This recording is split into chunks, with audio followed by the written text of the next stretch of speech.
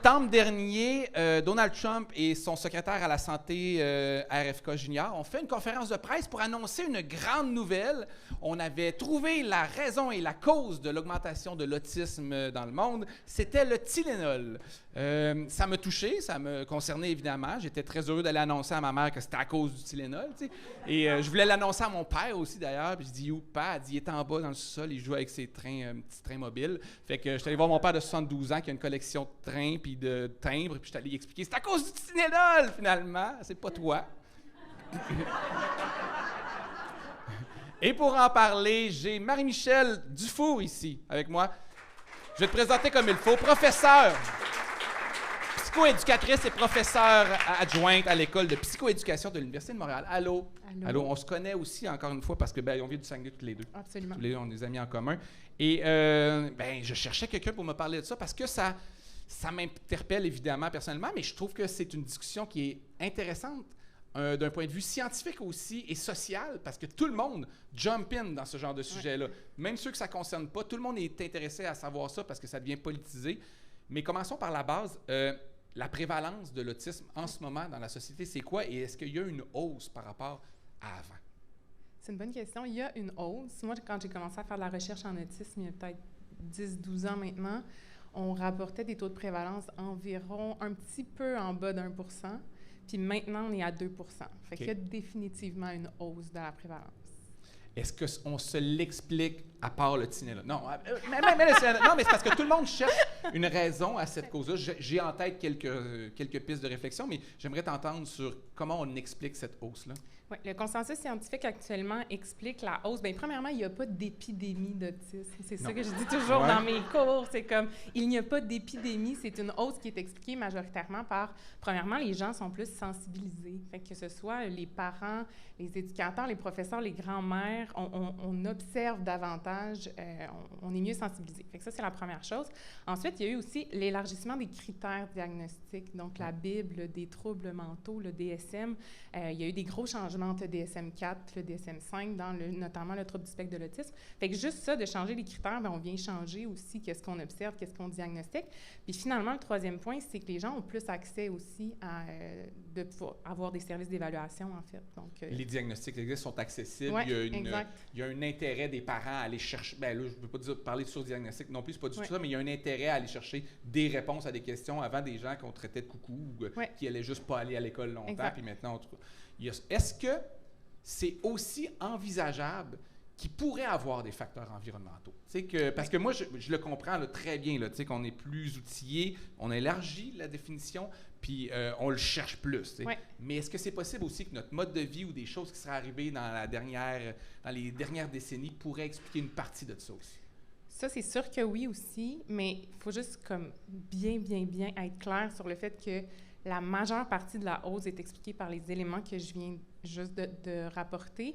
Mais après, on ne peut pas dire avec certitude qu'il n'y a aucune augmentation de l'autisme de manière plus large. Fait que oui, il y a des facteurs environnementaux, notamment l'âge avancé des parents. Ouais. Il y a certains médicaments aussi qui ont été, comme le valproate, par exemple, qui est utilisé, mais là, vous seriez mieux placé que moi pour en parler. C'est quoi ce médicament-là? Je ne connais pas c'est quoi. C'est prescrit pour l'épilepsie. C'est un anticonvulsivant, le valproex. Oui, exact.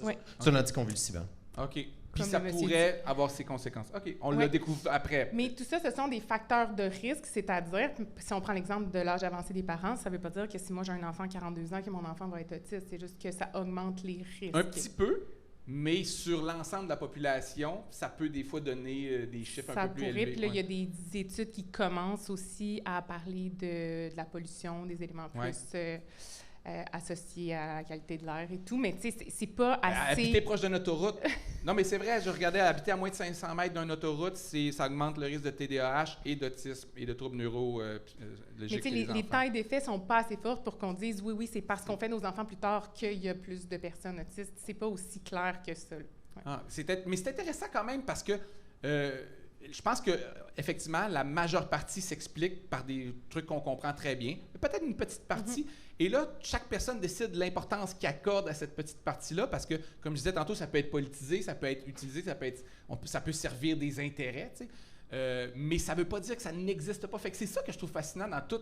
Moi, ce brouhaha de RFK qui n'arrête pas de parler, puis les gens anti-vaccins, n'importe quoi, c'est qu'ils servent d'une petite chose qui pourrait peut-être, et ils l'extrapolent, ils en font comme le facteur le plus important. Et comme scientifique, quand on baigne là-dedans en ce moment, est-ce que c'est dérangeant, ce bruit-là, ou ce climat social-là autour de ça? Bien, je dirais oui. Premièrement, ça dépend. Tu sais, le Tylenol, ça a été aussi divertissant. Mais l'autisme, c'est vraiment un monde, si je peux me permettre le mot, dans lequel c'est très, très, très propice à la désinformation parce qu'il y a beaucoup de flou. Je dis souvent, il y a beaucoup de choses qu'on sait, mais on sait plus de choses qu'on ne sait pas. Et ça fait donc en sorte que c'est un terrain extrêmement fertile pour dire des niaiseries. Et aussi, pour notre cerveau humain, a le goût d'avoir une explication simple pour répondre à nos interrogations. Puis là, ça fait en sorte que... Fait que oui, il y a beaucoup de bruit dans tout ça. Puis fait que c'est divertissant, c'est frustrant, c'est comme plein d'émotions en même temps. C'est frustrant, mais est-ce que ça dérange? Est-ce que la science, est-ce que la recherche est influencée par ce climat social-là, où on fait comme, non, regarde ça concerne les réseaux sociaux puis les gens qui font ça. Nous, on fait notre job. Bien, en fait, la recherche... Il y a du super bon travail qui est fait. Si on prend la raison pour laquelle je suis ici, c'est-à-dire le Tylenol et l'autisme, la recherche, elle est faite, là, on les sait, on le sait qu'il n'y a pas de relation causale entre le Tylenol et l'autisme. Peux-tu expliquer causale et corrélation, peut-être? Oui, bien, je vais donner l'exemple, parce qu'il y a deux gros dossiers en autisme là, de désinformation, c'est-à-dire les vaccins et le Tylenol, qui est tout récent. Mais les vaccins, on était dans un tout autre cas de figure où c'est un médecin anglais en 1998 qui a publié un article qui faisait un lien entre les vaccins et l'autisme. Mais ça, c'était une pure fraude. Comme c'était vraiment comme frauduleux de toutes pièces. Donc, l'article a été rétracté par le journal scientifique. Le médecin a perdu son droit de pratique. Fait que c'était vraiment comme ça a été inventé de toutes pièces. Puis là, ça va faire bientôt 30 ans, puis on en parle encore. Mais là, dans le cas du Tylenol, on n'est pas dans ce cas de figure-là de quelqu'un qui a inventé des affaires puis qui a réussi à passer à travers les mailles du système scientifique. C'est vraiment de faire dire des choses à des chiffres quand c'est pas ça que les chiffres disent. Et c'est là que vient la différence entre la corrélation et la causalité. Puis on peut en parler dans le cas qui nous concerne, mais ça s'applique à plein de choses dans notre société.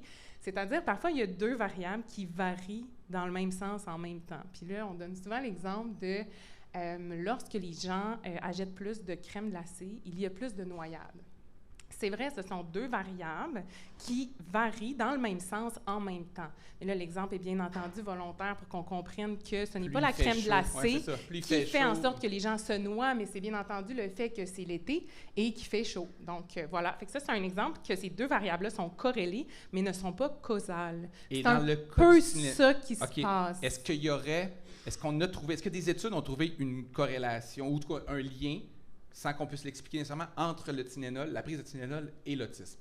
Il y a des études qui ont trouvé des liens corrélationnels, mais comme faibles. Puis il y a eu plein d'études, et comme les études majeures qui ont regardé le lien causal, sur des millions de participants, il n'y a pas de lien causal mais entre le Tylenol et l'autisme. Assez pour nourrir les complotistes, un lien, mais on ne sait pas pourquoi. Puis je donne un exemple de ça. Là. Moi, j'ai écouté des podcasts là-dessus. Peut-être que les femmes plus âgées ont plus de nausées, de maux de tête pendant leur grossesse, donc prennent du Tylenol, mais les femmes plus âgées pourraient être un facteur de... Tu sais, il y a plein de facteurs qui pourraient jouer, mais ça ne serait pas ça. Ça serait quelque chose sous-jacent à la prise de Tylenol qui pourrait expliquer. Puis il y a quelque chose de démontré, oui, puis il y a quelque chose de démontré comme facteur de risque aussi, c'est certaines infections très sévères pendant la grossesse. Il y a certains liens qui sont là aussi, donc si tu as une infection très sévère, tu prends du Tylenol. Parce que c'est le seul médicament qu'on peut prendre, je pense, enceinte, parce que sinon les autres, c'est de l'ibuprofène ou c'est quoi le Tylenol? C'est lequel? C'est l'autre, c'est le paracétamol.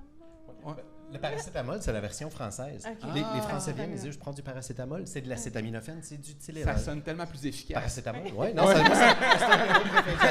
j'adore ça quand il y a ibuprofène, Advil, Motrin. OK. Ça, les femmes enceintes ne peuvent pas prendre ça, puis le Tylenol. OK. Est-ce que, moi, l'élargissement des critères, c'est quelque chose qui me fascine évidemment, puis je me demande... c'est quand que le DSM-6 sort? On n'a pas de date. On n'a pas de date. Non, c'est pas comme les films. Non, OK, Caroline. Quelque chose plus populaire où on a une date de sortie. Mais ça se pourrait. Est-ce que ça se pourrait que les critères soient différents dans le 6 puis qu'il y ait du monde qui fait comme ils sont plus autistes, ils sont autre chose? Mais c'est envisageable, ça se pourrait, là. Ça se pourrait absolument. Les critères ont extrêmement changé, là, mais si on part du DSM, je pense que c'est dans le DSM-3, là, les premières fois qu'on parlait de... Je sais pas. Mais tu sais, l'autisme tel que c'était défini dans ce temps-là, c'était très proche de la schizophrénie. Ça n'a rien à voir avec ce qu'on connaît aujourd'hui. Entre le DSM-4 et le DSM-5, tu sais, avant, c'était comme un gros parapluie, les troubles envahissants du développement, qu'on disait TED. Puis sous ce parapluie-là, il y avait plein de diagnostics différents. Donc, il y avait le trouble Asperger, autisme non spécifié, le syndrome de Rett, qui, à lui, ont trouvé une cause génétique, donc qui est rendu comme autonome dans le DSM maintenant. Il y a eu une promotion. Oui, exact. Ouais, quand on trouve la raison, on le sait, on fait comme lui, on sait comme... Toi, t'es correct, ouais. T'es promu. Mais maintenant, c'est plus plein de diagnostics comme on le sait, individuels. C'est vraiment un diagnostic sur un continuum. Puis, au même titre qu'il y a eu des changements, je pense qu'il va y en avoir. Il va toujours en avoir, puis peut-être qu'on va juste... Tu sais, c'est niaiseux, parce que quand j'ai passé le diagnostic, puis je pense que ça passe un peu même par tout le monde, mais ils font des espèces de... Je vais l'expliquer mal, là, tu vas peut-être être mieux outillé pour l'expliquer, mais tu sais, tu peux pas considérer que c'est quelque chose d'une condition si 60% des gens répondent à ces critères-là. Fait qu'on, comme on dit, on donne une espèce de barème un peu arbitraire de comme, ben garde, on va se dire 3%. À 3%, c'est un peu ça. À 3% des gens vont considérer que c'est une condition. Mais on pourrait, si ça augmente, on pourrait dire, ben là, finalement, il y a 16% du monde qui correspondent à ça, fait qu'on va resserrer les critères pour retomber à 3% encore. Parce que c'est tellement rendu normal puis la norme que c'est plus une condition. Ça pourrait être ce genre de choses-là qui arriverait? C'est-à-dire que ça prendrait une note plus haute dans le test pour réussir à l'être. Je comprends ce que tu veux dire, mais je pense pas que c'est réfléchi comme ça, parce qu'il y a des troubles avec des taux de prévalence. Avec des taux de prévalence vraiment, vraiment minimes, là, tu sais. Fait que moi, je pense plus, puis c'est vraiment une opinion personnelle, c'est basé sur aucune donnée scientifique. Yes. Mais moi, je pense qu'un des problèmes que le DSM crée présentement, c'est qu'il y a énormément de gens qui portent un même étiquette, mais qui présentent des profils extrêmement différents. Oh, oui, c'est confrontant pour toi, beaucoup de gens. Tu as le même diagnostic qu'un enfant qui a des besoins de soutien substantiel, qui a une déficience intellectuelle, qui a des comportements d'automutilation puis qui est non-verbal. Puis ça, je sais que les parents de ces enfants-là sont parfois, avec raison, très challengés par les hauts niveaux ou ceux qui sont très vocales ou n'importe quoi, qui vont bien dans les médias parce que après ça, quand tu parles que tu as un enfant autiste, tu dis ça à d'autres gens, ils font comme « Ah, comme telle personne! Non, crissement pas comme telle personne. » Exactement. Vraiment pas comme telle personne. Mais c'est vrai, puis ça crée aussi, il y a tout le mouvement de la neurodiversité en ce moment qui prend beaucoup de place en autisme, qui est un peu comme la biodiversité, c'est de dire que l'autisme fait partie d'une diversité neurologique à travers, la population. Mais puis pour certaines personnes, l'autisme fait partie de leur identité aussi, c'est quelque chose qui les définit, duquel ils sont fiers. Mais justement, ce que je viens de dire, ça ne s'applique pas à tout le long du spectre, puis ça crée des... C'est ça. Mais c'est pour ça, justement, c'est fascinant parce que quand des personnes veulent lutter contre l'autisme, guérir l'autisme, trouver des solutions, tu sais, ça confronte une partie du spectre qui font comme, ben là, je ne vais pas être guéri, moi, tu sais, je suis comme ça. Mais il y a une autre partie, puis probablement plus leurs parents, qui font comme, ben nous, on est intéressés à ce discours-là qui pourrait prévenir ce genre d'handicap-là, tu sais, qui est beaucoup plus sévère. Puis là, qui prend le plus la parole? Bien, souvent, c'est pas nécessairement ceux-là, c'est les autres. Fait que c'est vraiment, c'est un écosystème, effectivement, qui est difficile. Puis moi, je commence à faire des conférences, tu sais, parce qu'on m'a demandé de faire des conférences. J'ai refusé longtemps, puis je fais comme, OK, je vais embrasser cette espèce de responsabilité-là, je vais aller en parler. Mais qui va être là, puis à qui je m'adresse, c'est une autre affaire, là, tu sais. Ceux qui m'écrivent, ils ont à peu près mon profil, puis ça, je suis assez outillé pour les aider. Là. En fait, c'est tout le temps leurs blondes qui m'écrivent. Là, mon chum est autiste, comment je l'aide? C'est tout le temps ça. Mais des parents, par contre, d'enfants qui sont non-verbaux, je fais comme là, j'ai aucune idée. Là. Puis c'est pas la même affaire. Fait que c'est weird qu'on en soit arrivé à mettre tout ça dans le même... corrigé dans le 5.5 ou dans le 6. Mais moi, je pense que oui. Je pense que oui. Puis ça mériterait d'être corrigé, je pense. Tu disais d'un côté... aussi les gens qui sont plus sur la place publique à en parler puis à mettre devant, tu sais, justement, l'aspect de la neurodiversité et tout ça, puis je comprends tout à fait, puis je suis de tout cœur, mais il y a aussi le côté que ça invisibilise des besoins d'autres gens. Puis, tu sais, dans le monde de l'autisme, en ce moment, il faut vraiment marcher sur des œufs, sur quel vocabulaire on utilise. Est-ce qu'avant, moi, je me faisais taper ses doigts par mon directeur de thèse pour écrire un enfant ayant un TSA. Aujourd'hui, on ne peut plus écrire ça. Un enfant TSA? Non, c'est une personne autiste. Mais là, Puis là, maintenant, moi, à chaque fois que j'écris quelque chose, je justifie avec une note en bas de page le vocabulaire que j'ai utilisé puis pourquoi je l'utilise. Qu'est-ce que c'est centré sur l'identité ou centré sur la personne? Puis il y a des études qui ont même demandé à des gens autistes comment ils préféraient qu'on s'adresse à eux. Bref, mais on marche un petit peu sur des C'est la question qu'on me pose le plus souvent, comment le dire. Ouais. Mais j'ai souvent entendu effectivement une personne autiste parce qu'il n'y a pas de... c'est une condition, c'est pas une maladie mentale, il n'y a pas de gêne à ça, puis il y a une réappropriation aussi de ça. Il y a une glorification aussi, ça c'est un autre aspect que des fois je trouve un peu... Il y a l'autodiagnostic aussi. Il y a l'autodiagnostic évidemment. Moi je me bats pas, ça me challenge pas vraiment, parce que si ça t'aide, je sais pas le problème, mais il y a une glorification sur les réseaux sociaux, là, c'est comme si c'était des super humains les autistes, là, puis quand t'es comme ça, puis t'es au niveau, mais que t'as pas nécessairement le QI de 170, puis tu fais pas les mêmes réalisations. C'est très challengeant d'être un autiste ordinaire. il y a ça aussi, tu sais. Mais il y a beaucoup de ça. Puis Asperger, on peut plus dire Asperger. Non, ça n'existe plus dans les faits. Ça n'existe plus, mais moi, je l'ai dit dans des spectacles, je l'ai déjà dit, puis je l'utilise encore. Puis il y a des gens qui qui ont accepté ce mot-là il y a 15-20 ans, puis après ça, on leur a dit « tu peux plus le dire », mais ils le sont. Absolument. La vérité, c'est parce que c'est les travaux d'Asperger, qui est un nazi qui a fait des travaux sur des enfants autistes. Fait que c'est à lui qu'on doit ça, mais les nazis, finalement, c'était pas des bonnes personnes. On a appris, ça a été long, mais mais c'est weird qu'on ait changé le nom comme si on effaçait quelque chose, puis il y a des gens qui avaient appris à être puis à apprécier. Mais ça, c'était vraiment dans la transition entre le DSM-4 et le DSM-5. Tu sais, le trouble d'Asperger, il faisait partie d'un petit trouble sous le parapluie des TED, là, au même titre que le syndrome de Rett qui a été promu ou d'autres troubles. Fait que c'est juste que tous les petits diagnostics sont disparus pour tomber sous la grande catégorie. Est-ce qu'on a une prévalence sur le spectre? Est-ce qu'on sait qu'est-ce qu'il y a de plus nombreux ou est-ce qu'on est conscient de tout ça? Je pourrais pas dire, non. Parce que je dirais des niaiseries, mais il doit exister des chiffres parce que maintenant, c'est des niveaux de fonctionnement, avec de niveau 1, niveau 2, niveau 3. C'est compliqué. Donc, les anciens Asperger sont niveau 1, ceux qui ont un plus haut niveau de fonctionnement, puis ceux qui ont des besoins plus substantiels sont niveau 3. Fait qu'il doit y exister des chiffres de prévalence, mais je les connais pas. Ben merci. J'espère que ça a éclairé un peu. Puis, je veux juste souligner, je pense qu'on doit garder une ouverture d'esprit à chercher des causes à des trucs, puis à étudier les choses, puis pas toujours jeter du revers les gens qui comprennent mal, puis qui disent « Hey, ça donne-tu cette maladie-là? » Parce que j'ai l'impression qu'on ridiculise beaucoup ces gens-là, puis ça crée un ressac, tandis que je pense que la science doit quand même se garder une politesse par rapport à ça. Est-ce que ça se dit? Est-ce que c'est d'accord à ça? Même si on le sait que ça ne le donne pas, mais... Oui, je pense que là, c'est toute la complexité d'essayer de trouver une réponse simple quand il n'y en a pas. Le monde vit mal avec les réponses compliquées. Mais c'est ça. Puis en médecine, il existe toujours la case fourre-tout à la fin. Tu sais, l'aspect idiopathique d'une maladie. C'est quoi ça veut dire? Tu sais, la cause de ça, c'est idiopathique. Ça veut dire quoi? Je connais pas le terme. J'ai comme une idée, mais c'est pas ça. Et donc, idiopathique, ça veut dire...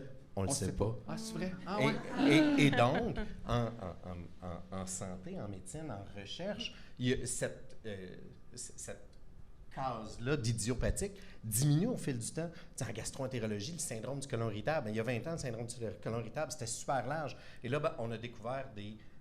non, ça, c'est ça, un peu comme tantôt, le rate, on l'enlève de ça. Et donc, ce qu'on souhaite, c'est que la catégorie idiopathique qui existe dans toutes les sphères de la médecine. Es-tu payante? Elle paye combien, ça, quand tu casses...